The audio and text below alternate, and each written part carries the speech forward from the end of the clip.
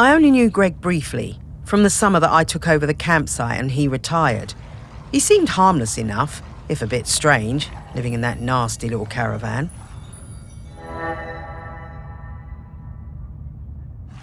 As part of his official handover process, he gave me a big box of rule books that I was apparently supposed to give every camper when they arrived. I couldn't believe them. The amount of inches apart each tent had to be, the angle of pitch, permitted colours of guy ropes. No skipping ropes, marbles, conkers or throwing games. No singing with hand drums. I built a huge fire on the beach, invited the whole site for a big party and burned the lot. But then, awkward, Greg showed up. I guess he'd been collecting some things from his caravan and came to see what the noise was all about. You could tell he wasn't comfortable, but he sat down and tried to make conversation. I told him how beautiful I thought Shelmerston was, and he started telling me all about the wildlife here and the best places to spot birds. He was actually quite a sweet guy. He must have noticed what we were burning, but he never mentioned it. That was the last time I saw him. I always felt a bit guilty. I mean, I got him wrong. He wasn't that bad.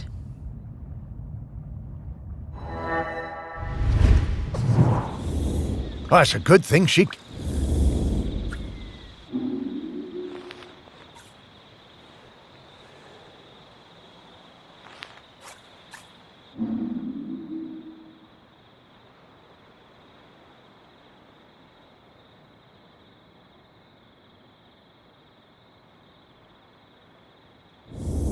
What's this about dogs having to be on leads the whole time? Outrageous.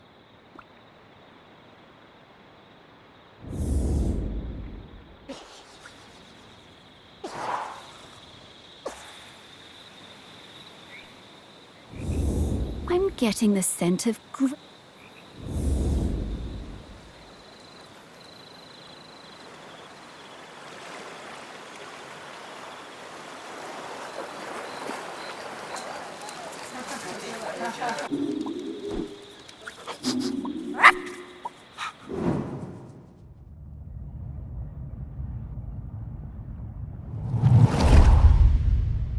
Miles and I came to Shelmerston for the Sheller Cup final.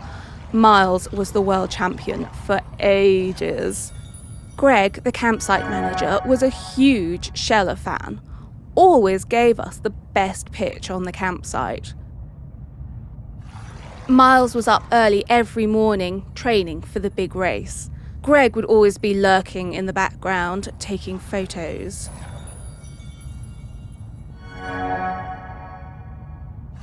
It became rather annoying. How many photos did he need? Oh God, and one time he turned up at our barbecue and wouldn't leave. The man could not take a hint. So, race day arrives and Greg is there with his camera, of course, getting in everyone's way. So Greg leans out into the track as the pack came past, Miles in the lead. And Miles goes crashing right into Greg. Total disaster. Miles goes down and Kwasi flies past him to win the race. Miles was absolutely gutted. He definitely would have won it. Later that night, all us Shellers were on our way back from the pub and we heard Greg outside his caravan, just sat by himself, crying. Miles, he was such a good sport, went over and spoke to him, invited him over to our camp for a drink. So then Greg came back and hung out with us, brought his camera and showed us all his Sheller race photos. You know, that guy was actually a pretty great photographer. By the end of the night, Miles had forgiven him. Miles was good like that.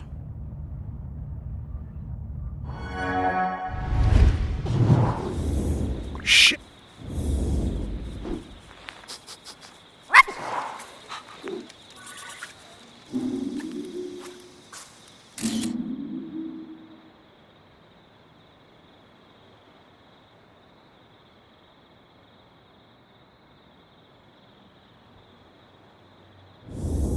Oh, I wish we could use...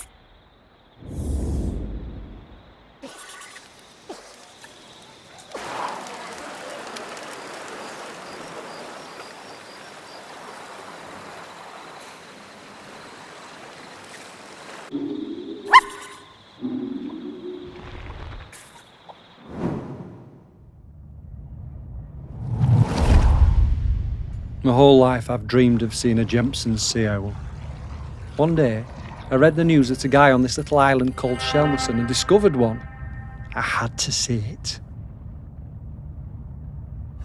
The only B&B on the island booked up really fast, so I decided to stay at the temporary campsite set up by the guy who discovered the sea owl, Greg Litherland. The atmosphere was amazing. There were twitchers from all over the world come to see it.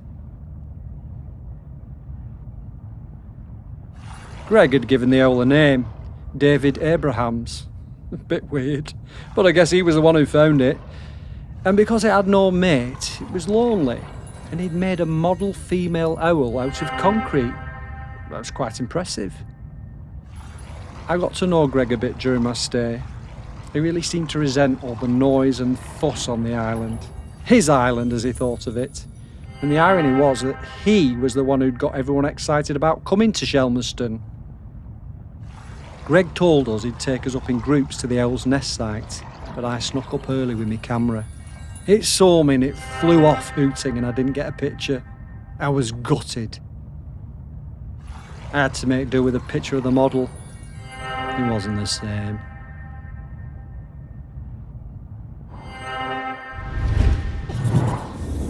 I remember that.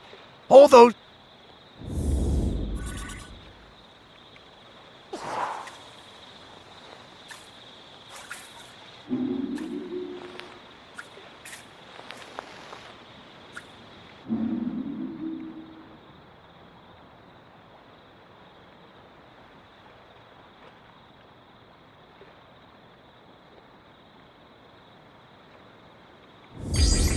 Oh, poor...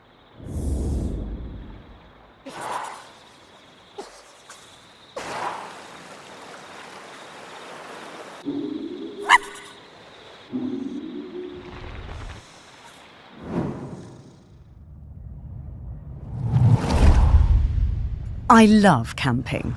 We've come to Shelmerston every summer with the kids for years. OK, our tent is a bit bright, but that means the kids can always see it. Greg seemed angry about everything this year. He told us our tent was outside of the regulation colours, and being around the kids seemed to really upset him. But they were only being kids, just running around playing. Greg was blowing that bloody whistle every 5 minutes. One day, Greg confiscated my little one's kite. He was terrifying. We still sometimes get nightmares about it. I had to do something. When I saw Greg put the whistle down, I pinched it and took out the pea. You know, the thing that makes the noise. I threw that pea somewhere Greg would never find it. You should have seen his face when he blew his whistle and nothing happened.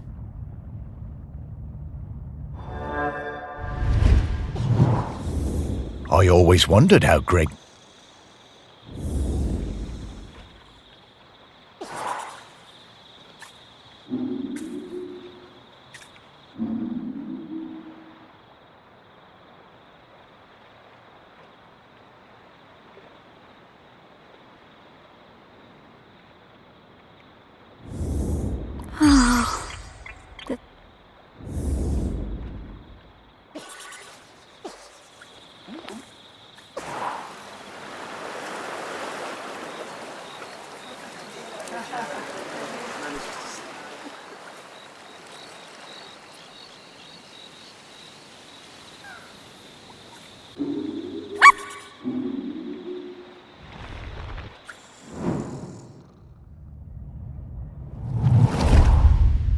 My best thing is throwing discs. I am really good.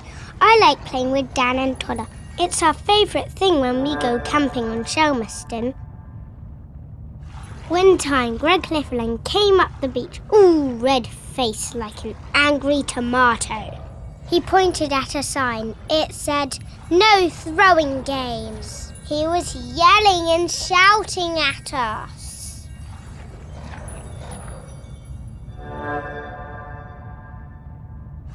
He told me to give him my disc, but I wouldn't. I threw it high up into the air. And it went bang into a massive bird. Then the bird fell into the sea. I felt so awful. I never meant to hurt the bird. The whole thing was terrible. Mr. Lifferland was screaming. He waded into the sea, picked up that bird and carried it back to the beach. He was crying and crying. I'm sorry, Mr. Lifferland.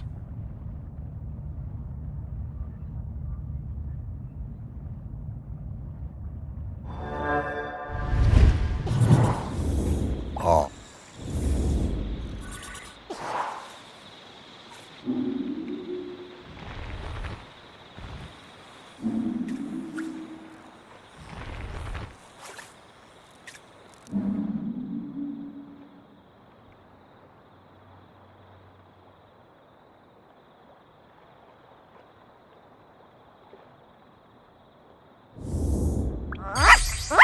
I love these things! Reminds me of our walks on the beach.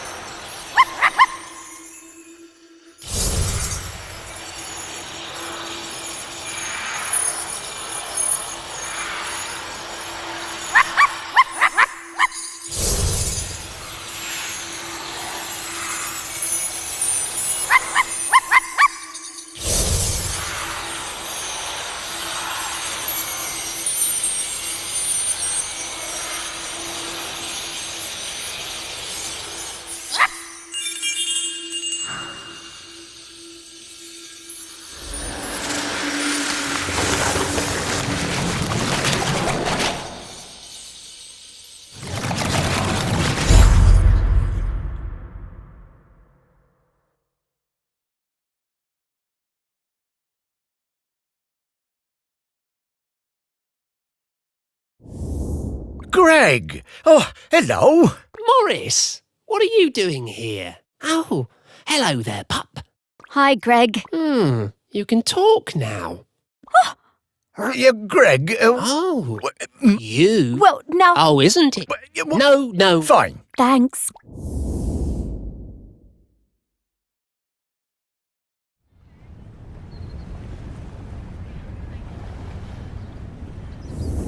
It's not... Don't worry. He's waiting for... Yes. Really? No. Hey, Well, Aggie? no time to... Well... So... Ah,